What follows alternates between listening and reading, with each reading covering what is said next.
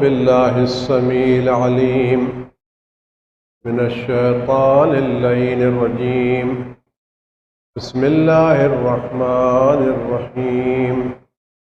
الحمد لله الذي لا يبلغ مدحته القائلون ولا على البشير النذير السراج المنير الطهر الطاهر الدر الفاخر العلم الظاهر المنصور المؤيد الرسول المسدد سيدنا ونبينا بالقاسم محمد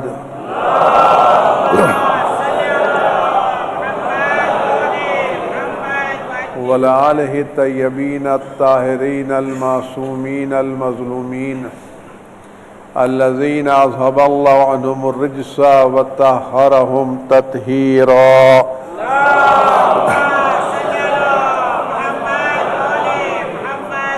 سيما على بقية الله في العالمين وخاتم أئمة المعصومين الكهف الحسين وغياث المستر المستكين ملجأ الهاربين وعصمة المعتصمين أرواحنا وأرواح العالمين لتراو بمقدمه فداء الهاربين وعصمة المعتصمين أرواحنا وأرواح العالمين لتراو بمقدمه فداء أجل الله تعالى فرجه الشريف.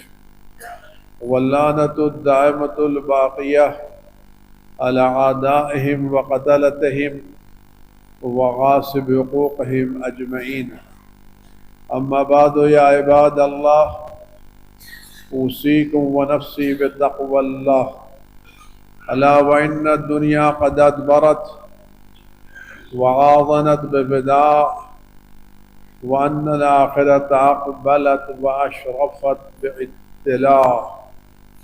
ألا وإن اليوم المزمار وغدا السباق السبقة الجنة والغاية النار. أفلا طائب من خطيته قبل بنيته العامل لنفسه قبل يوم موسه. خداوند متعال ان دنوں میں عزاداری کے سلسلے میں ہماری اور آپ کی عزاداری کو قبول فرمائے اور اس عزاداری کو ہماری آخرت کا ذخیرہ قرار فرمائے اور زندگی کے آخری لمحات تک ہم اس عزاداری کے فرش پر رہنے کی توفیقات عنایت فرمائے. اور وہ تمام حضرات کسی بھی شکل و صورت میں جو عزاداری کے مخالف ہے کہ اس کے راہ میں رکاوٹیں ایجاد کر قابل اصلاح و اصلاح ورنہ خدا بند عالم ان سب کو ذلیل و خوار رسوا فرمائے.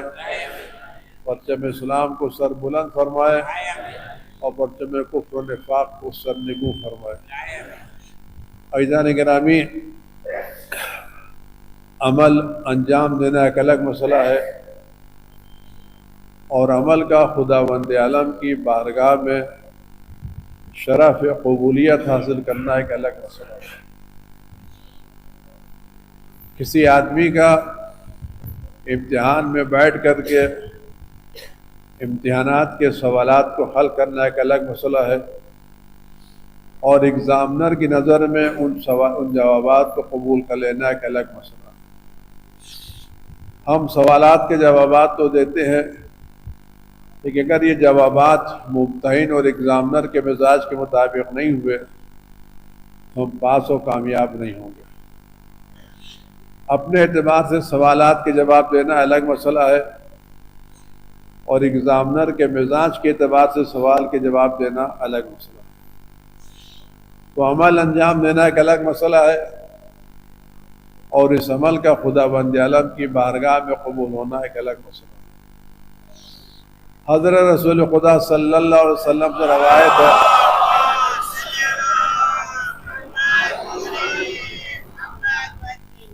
خدا کی بارگاہ میں عمل کو قبولیت کی منزل تک پہنچنے کے لیے گزر جاتا ہے تو خدا بند عالم کی بارگاہ میں قبولیت کا شرف ادا کرتا ہے. حضرت رسول خدا محمد مصطفیٰ صلی اللہ علیہ وسلم کی روایت ہے خداوند عالم نے فرشتوں آسمانوں کو پیدا کرنے سے پہلے 7 فرشتے پیدا کیے اور ان فرشتوں سے آسمانوں کو زینت دی اور ہر آسمان پر ایک فرشتہ رکھا۔ جب کوئی انسان صبح کرتا ہے اور شام کرتا ہے تو جتنے بھی عمل انجام دیتا ہے فرشتے اس عمل کو لکھتے رہتے ہیں۔ پھر جب عمل انجام پا جاتا ہے تو کچھ فرشتے اس عمل کو لے کے جاتے ہیں۔ یہ عمل سورج کی طرح سے چمکتا ہے۔ جس نے عمل انجام دیا یہ عمل سورج کی طرح سے چمکتا ہے۔ جب یہ سورج سے چمکتے ہوئے عمل کو پہلے آسمان پر لے جاتے ہیں اور اس کی تعریف کرتے ہیں، اس کی مدح و ثنا کرتے ہیں کہ عمل کتنا اچھا ہے، تو وہاں پر جو فرشتہ کھڑا ہوتا ہے اور جو عمل کو آگے بڑھانا چاہتا ہے کہتا ہے رک جاؤ، تم اس عمل کو لے کے آگے نہیں بڑھ سکتے، یہ عمل کو لو اور جس نے یہ عمل انجام دیا ہے یہ عمل اس کے منہ پر مار دو۔ عمل کون ہے؟ سورج سے زیادہ روشن۔ لے کون جا رہا ہے؟ فرشتے۔ اس آسمان، پہلے آسمان جو فرشتہ کہے رک جاؤ، اس عمل کو، اس عمل انجام دینے والے کے منہ پر مار دو۔ کہ کیوں؟ کہ میں فرشتہ ہوں غیبت کا۔ اس شخص نے عمل انجام دیا ہے لیکن اس نے غیبتیں انجام دی ہیں۔ خدا نے حکم دیا میں کسی بھی غیبت کرنے والے کے عمل کو آگے بڑھنے نہ دوں۔ عمل ہم نے دن بھر انجام دیا، ایک غیبت کی، یہ غیبت ہمارے عمل کے راہ میں رکاوٹ بن گئی۔ کون سے عمل میں؟ جو عمل سورج کی طرح سے چمک رہا تھا، تو عمل آگے نہیں بڑھتا۔ لیکن ایک عمل ایسا ہے کہ عمل انجام دینے والے کو غیبت انجام نہیں دی ہے، نیک عمل انجام دیا ہے، اور اس نیک عمل کو لے کے فرشتے لے کے آگے جا رہے ہیں، تو وہاں بھی جو فرشتہ پہنچتا ہے، جو دوسرے آسمان پر موجود، کہتا ہے رک جاؤ، اس عمل کو بھی صاحب عمل کے منہ پر مار دو۔ کیوں مار دو؟ کیوں؟ اس لیے کہ عمل انجام دینے والا دنیا کی محبت میں غرق تھا، غیبت نہیں کی ہے۔ عمل بھی سورج کی طرح سے چمک رہا ہے لیکن عمل انجام دینے والا دنیا کی محبت میں غرق ہے، تو فرشتہ اس کے دل کو دیکھ رہا ہے یہ عمل انجام دینے والا دنیا کی محبت میں غرق ہے، کہ میں ایسے شخص کے عمل کو آگے بڑھنے نہیں دوں گا۔ تو یہ عمل جس میں غیبت نہیں ہے لیکن حب دنیا ہے، یہ حب دنیا اس کو دوسرے آسمان پر روک دیتی ہے اور پھر عمل آگے نہیں بڑھتا۔ کہ پھر ایک عمل انجام آتا ہے جس میں غیبت نہیں ہے، حب دنیا نہیں ہے، فرشتے عمل کو لے کے جاتے ہیں اور یہ عمل خوش ہوتا ہے، چمکتا ہے، اس عمل میں صدقہ ہے، کار خیر ہے، اور اتنا اچھا عمل ہے کہ فرشتے اس عمل کو دیکھ کے تعجب کرتے ہیں کہ اتنا عمدہ عمل، اتنا بہترین عمل تم لے کے آئے ہو۔ فرشتے اس کو دیکھ کے تعجب کرتے ہیں، اور جب فرشتے ایسے روشن، ایسے عمدہ، ایسے بہترین عمل کو لے کر کے تیسرے آسمان پر پہنچتے ہیں، تیسرے آسمان پر پہنچتے ہیں، تو وہاں جو فرشتہ ملک کھڑا کہتا ہے رک جاؤ، اس عمل کو بھی عمل کرنے والے کے منہ پر مار دو۔ کون عمل؟ جس عمل کو دیکھ کے فرشتے تعجب کرنے کتنا اچھا عمل۔ انسان تو انسان، فرشتوں کی آنکھیں خیرہ ہیں، لیکن جو تیسرے آسمان کا ملک ہے کہتا اس عمل کو بھی اس کے منہ پر مار دو۔ کہ کیوں؟ کہ اس لیے کہ عمل کرنے والے کے دل میں تکبر بہت زیادہ ہے، بڑائی کا احساس آتا ہے. یہ عمل کرتا تھا تاکہ دوسروں پر بڑائی کا اظہار کرے, اپنی گردن ذرا اونچی کر کے لے کے آئے. کہ جب میں کہیں جا کے بیٹھوں کسی گیدرنگ میں تو مجھے بڑا بیٹھکا دیا جائے. یہ احساس ہے تکبر. کہتا میں اس شخص کے عمل کو آگے بڑھنے نہیں دوں گا. عمل ہے, فرشتے عمل کو دیکھ کر کے تعجب کر رہے ہیں کتنا اچھا عمل ہے, لیکن وہ فرشتہ جو تیسرے آسمان پر کھڑا ہوا کرتا ہے, اس عمل کرنے والے کے دل میں تکبر, بڑائی کا احساس بہت ہے. جب کہیں بھی جاتا ہے کہ اس کو بڑا سمان ملنا چاہیے, کنارے نہیں بیٹھتا. مجلس میں آئے گا تو صفوں کو چیرتا ہوا آگے بڑھے گا, نماز میں آئے گا تو اچھی جگہ چاہے گا, جہاں جائے گا اپنے کو پریزنٹ کر کے رکھے گا. پوچھتا کہہ کر نہیں, اس کے دل میں تکبر ہے, میں اس کے عمل کو بھی آگے بڑھنے نہیں دوں گا. آپ غور کریں, اور جب تک عمل قبول نہ ہو اس وقت تک مسئلہ مشکل ہے. کہ خدا نے حکم دیا ہے کہ میں کسی ایسے شخص کے عمل کو قبول آگے بڑھنے نہ دوں جس کے دل میں تکبر پایا جاتا ہے. آگے بڑھے گا. چوتھا مرحلہ, آدمی عمل انجام کیا, غیبت بھی نہیں ہے, حب دنیا بھی نہیں ہے, تکبر بھی نہیں ہے. فرشتے عمل کو لے کے جاتے ہیں اور اس کا عمل آسمان میں ایسا چمکتا ہے جیسے زمین میں ستارے چمکتے ہیں. عمل خراب نہیں ہے, عمل ستاروں کی طرح سے چمک رہا ہے. کوكب درش ستارہ عمل چمک رہا ہے, اور یہ عمل بھرا ہوا ہے تسبیح سے, روزے سے. اس عمل میں سبحان اللہ کی تسبیح ہیں, مستحب روزے سے عمل بھرا ہوا ہے. غیبت نہیں ہے, تکبر نہیں, حب دنیا نہیں ہے. اور ایسے چمکدار عمل کو لے کے فرشتے لے کے آگے بڑھتے چوتھے آسمان پر پہنچتے ہیں تو وہاں جو فرشتہ کھڑا ہوا ہے کہتا رک جاؤ, یہ عمل آگے نہیں بڑھ سکتا. اس عمل کو بھی اس کے منہ پر مار دو. کہ کیوں؟ کہ یہ شخص کو اس خود پسندی بہت تھی. یہ عمل انجام دینے کے بعد بہت خوش, میں نے یہ کیا, میں نے یہ کیا, میں نے یہ کیا, میں نے یہ کیا, میں نے یہ کیا. اب خالی ہم اپنا بڑائی کرتا تھا, تکبر نہیں کرتا تھا, لیکن ہر جگہ میں. ہمارے ساتھ میں نے تو مجلس ایسی پڑھی صاحب, میری مجلس تو ایسی ہوتی ہے. اتنے نعرے لگے, اتنے کامیاب ہوئی, فرصت نہیں ملی. اللہ نے کہا جاؤ جاؤ. میرے مسجد میں تو لوگ نماز پڑھنے آتے ہیں, کہ جاؤ پڑھاؤ, لے جاؤ, خود پسندی ہے نا, جاؤ. ہو گئے تمہارے پیچھے 500 آدمی, 1000 آدمی, جاؤ. کہ میں آگے بڑھنے نہیں دوں گا. تو یہ عمل بھی آگے نہیں بڑھ پائے گا.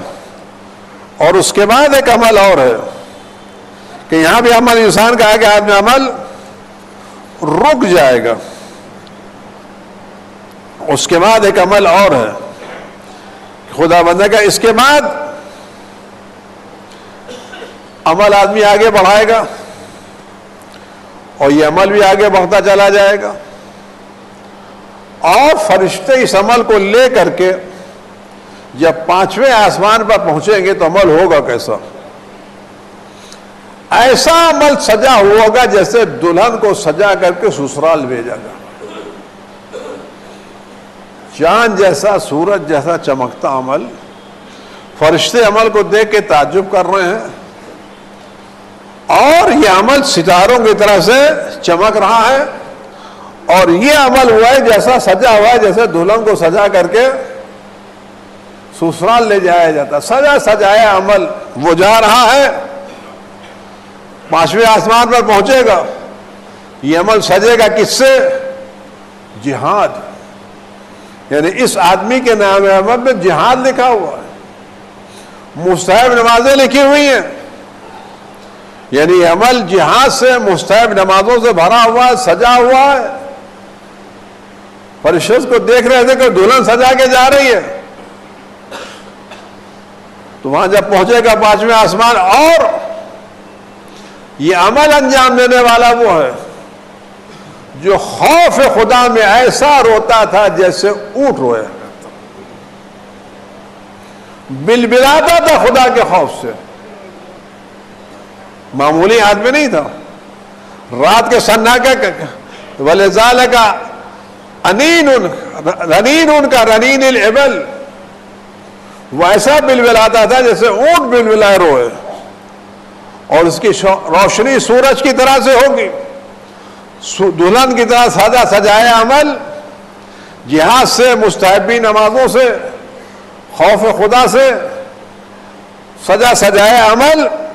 جب ایسا عمل 5ویں آسمان پر پہنچے گا اور وہاں سے آگے بڑھنے کی کوشش کرے گا، تو وہاں جو فرشتہ کھڑا ہو کر رک جاؤ، یہ آگے نہیں بڑھا۔ کیوں؟ کہ یہ عمل انجام دینے والے کے دل میں حسد بہت تھا،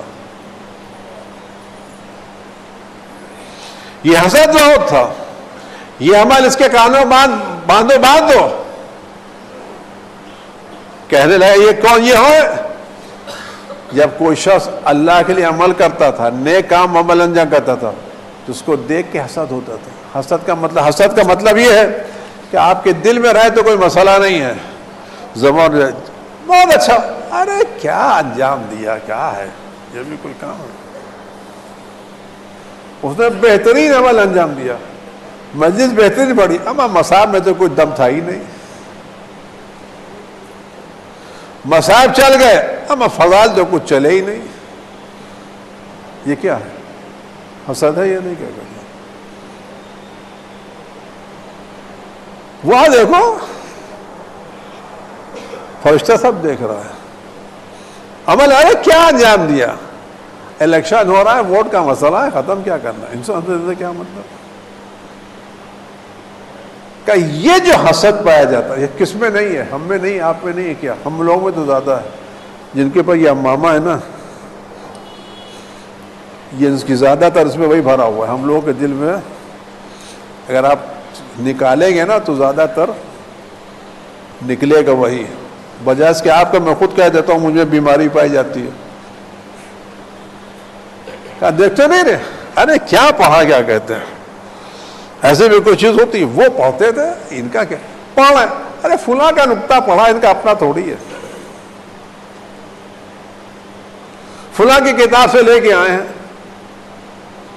یہ سب کیا ہے؟ حسد حسد نہیں ہے، کہتے ہیں ان کے مجلس بہت مجمع ہوا، اب آپ پلیٹ بانٹتے تھے، مجمع ہوا، اصل مجلس تو خلوص کی ہوتی ہے، کیا کہتے ہیں ہمارے کیا تو خلوص ہوتا ہے بھائی، ہم خالی نمک پارا بانٹ دیں پھر بھی لوگ چلے آتے ہیں، ہم خلوص کے قائل، ہم پلیٹ تو نہیں بانٹ سکتے، یہ سب ہوتا نہیں ہوتا۔ خدا فرق کہتا ہے اس کے دل میں حسد ہے، میں اس حسد والے عمل کو آگے بڑھنے نہیں دوں گا، کسی بھی صورت اس کو عمل آگے بڑھنے نہیں دوں گا۔ اس کے بعد کا جملہ یہ ہے کہ جب آگے اور عمل آگے بڑھتا ہے، ایک اور صلوات جو محمد والے محمد پر،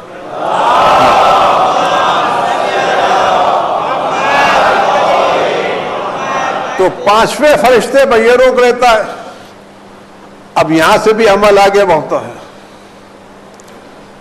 جب یہاں سے عمل بڑھ کے 6ٹھے آسمان پر پہنچتا ہے تو وہاں جو ملک کھڑا ہے وہ روک لیتا ہے، کہ کیوں؟ کہ اس شخص کے دل میں بے رحم نہیں ہے، یہ جب کسی کو دیکھتا تو آنکھیں بند کر لیتا تھا،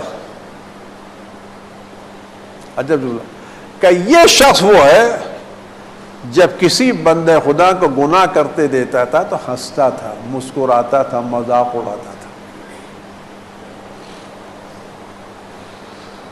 مذاق اڑاتا تھا، اس کے دل میں رحم نہیں تھا، کسی پر رحم نہیں کھاتا تھا، کہ اس کا بھی عمل لے جاؤ، اس کے منہ پر پھیر دو، پھر آدمی اور آگے بڑھے گا، 7ویں آسمان پر پہنچے گا، وہاں یہ عمل جب جائے گا تو اس عمل میں فقہ ہے، راتوں کی عبادتیں ہیں، پرہیزگاری ہے، اور یہ عمل ایسا ہے جیسے بجلی، اس کی روشنی بجلی کی طرح سے، اور اس عمل کو لے کے 3000 فرشتے جا رہے ہیں، 6 آسمان سے گزر کے آدمی 7ویں آسمان پر جا رہے ہیں، اور 3000 فرشتے اس عمل کو اٹھا کر کے لے جا رہے ہیں۔ جب فرشتے یہاں پر لے کے جائیں گے تو آج جو فرشتہ 7ویں آسمان پر کھڑا ہوا ہے کہتا روک دو، یہ آگے آگے نہیں بڑھتا۔ کہا کیوں؟ کہ اس شخص کے عمل میں خلوص نہیں تھا، یہ اس لیے عمل انجام دیتا تھا تاکہ بادشاہوں کے نزدیک قربت حاصل کرے، سوسائٹی میں اس کا نام لیا جائے، شہروں میں اس کا تذکرہ ہو۔ شہرت چاہتا تھا، نام چاہتا تھا، بڑا بیٹھکا چاہتا تھا، فیس بک میں نام چاہتا تھا، واٹس ایپ میں وائرل چاہتا تھا۔ اس موقع پہ مجھے امام خمینی رحمۃ اللہ کا ایک جملہ یاد آتا ہے۔ انہیں کسی نے پوچھا یہ لوگ جو مومن نہیں ہیں ان کے اعمال اللہ کی بارگاہ میں قبول نہیں ہوں گے، اس کی وجہ کیا ہے؟ تو انہوں نے بڑا بلیغ جملہ فرمایا کہ جب انہوں نے عمل اللہ کے لیے انجام ہی نہیں دیا ہے تو اللہ سے مطالبہ کیا کرنے کا؟ جب ان لوگوں نے اللہ کے لیے عمل انجام ہی نہیں دیا ہے تو اللہ سے ثواب کا مطالبہ کیسے؟ تو جو ہم نے عمل انجام دیا وائرل کے لیے، فوٹو کے لیے، اخبار کے لیے، پیپر کے لیے، تذکرے کے لیے، تو اللہ سے کیا مطالبہ کر رہے بھائی؟ آپ یاد رکھیں ہم سب کو بیوقوف بنا سکتے ہیں، اللہ کو نہیں۔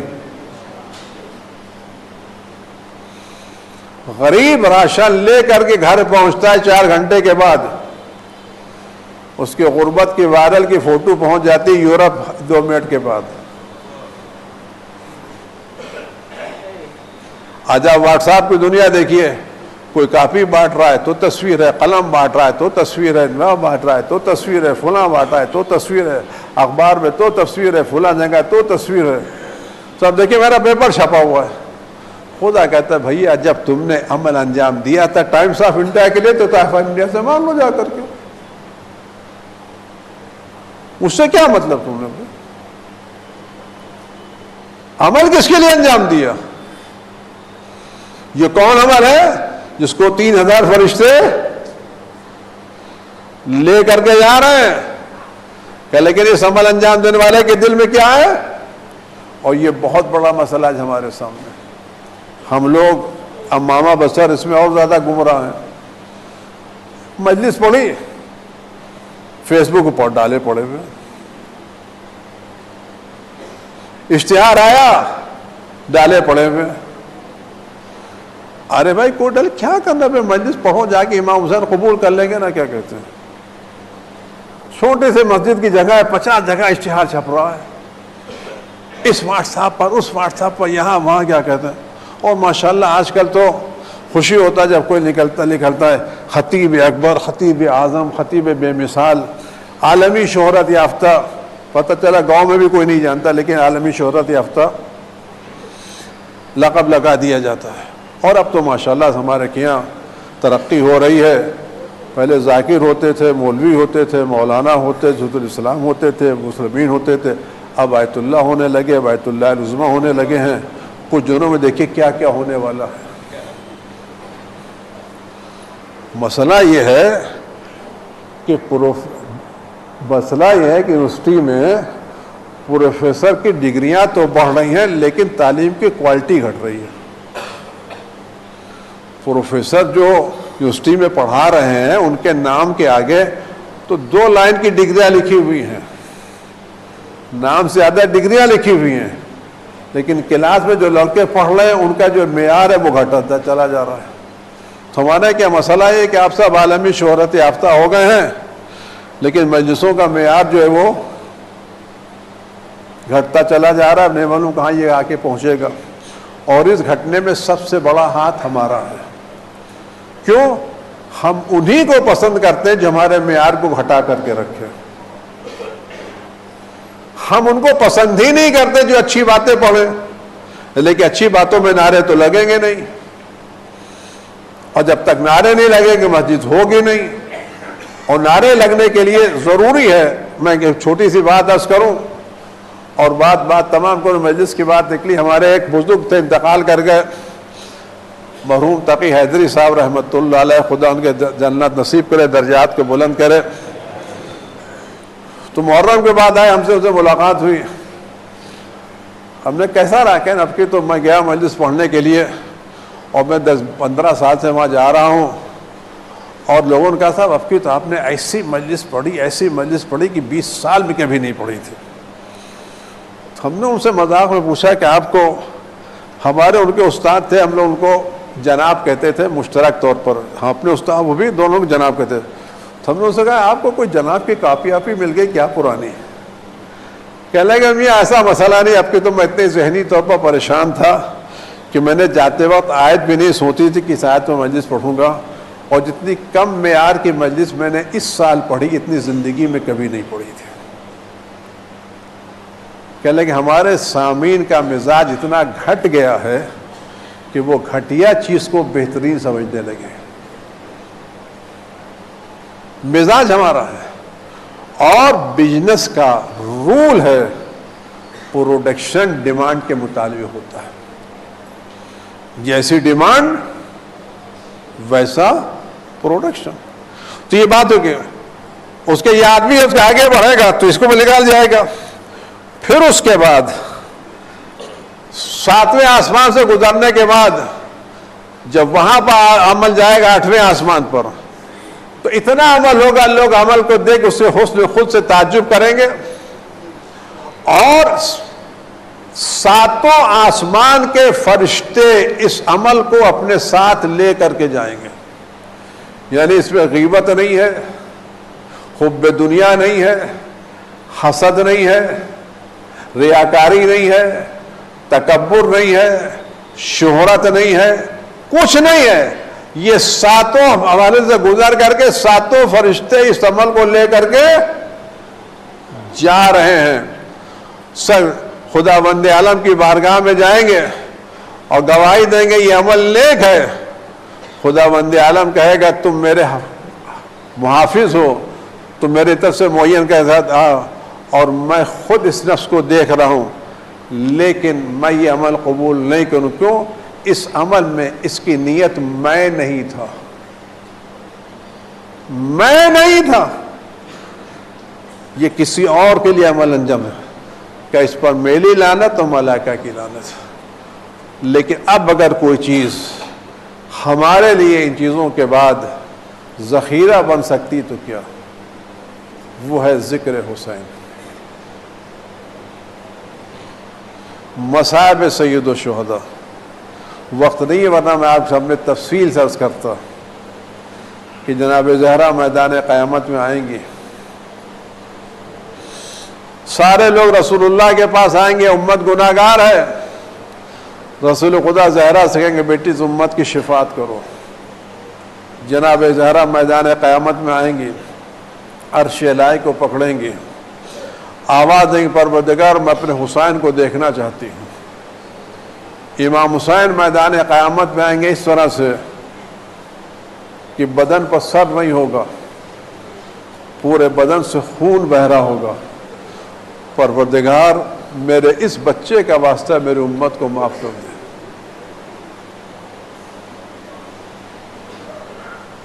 روایت میں ہے کہ میدان قیامت میں 100 صفحے ہوں گی، ان 100 صفحے میں 99 صفحے وہ ہوں گے جس کو امام حسین بخشوائیں گے۔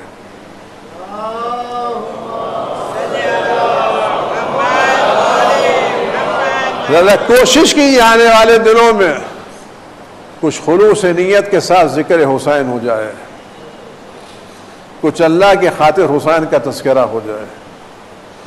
اگر وہیں کی ریاکاری کا ڈر ہے تو میری گزارش ہے گھر میں اکیلے بیٹھ جائیں، سناٹے میں بیٹھیں، حسین کے مصائب یاد کریں اور حسین کے لال کو پرسہ دیں۔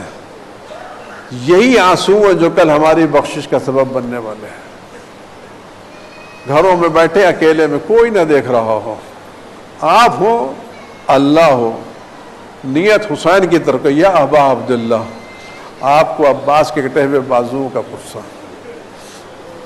آپ کو اس وقت کا پرسہ جب آپ اکبر کی لاش پر آئے اور بیٹا ایدیاں رگڑ رہا تھا اور آپ اپنے بیٹے کے کنارے بیٹھے ہوئے اس کے چہرے سے خاک اور خون ہٹا رہے تھے، اور اس وقت کا واسطہ جب آپ نے بیٹے کو گود میں لیا، اور اس وقت کا واسطہ جب بیٹے نے آپ کے ہاتھوں میں آپ کے گود میں آخری ہچکی لی۔ اب یہ تھوڑا سا کوشش کریں، اہل بیت کو واسطہ دیں تاکہ کل ہماری بخشش کا سامان ہو سکے، اور ہم ان محروموں سے یہی ایک راستہ ہے، ورنہ ہمارے سارے عمل وہ ہیں جس میں ساری چیز رکاوٹ بنیں گے۔ ذکر حسین وہ چیز ہے جو ہمیں ان چیزوں سے بچا سکتا ہے۔ خدا ہمیں خلوص کے ساتھ ذکر حسین کرنے کی توفیق عنایت فرمائے۔ اعوذ باللہ من الشیطان الرجیم، بسم اللہ الرحمن الرحیم، قل هو اللہ احد اللہ الصمد لم یلد ولم یولد ولم یکن له کفوا احد۔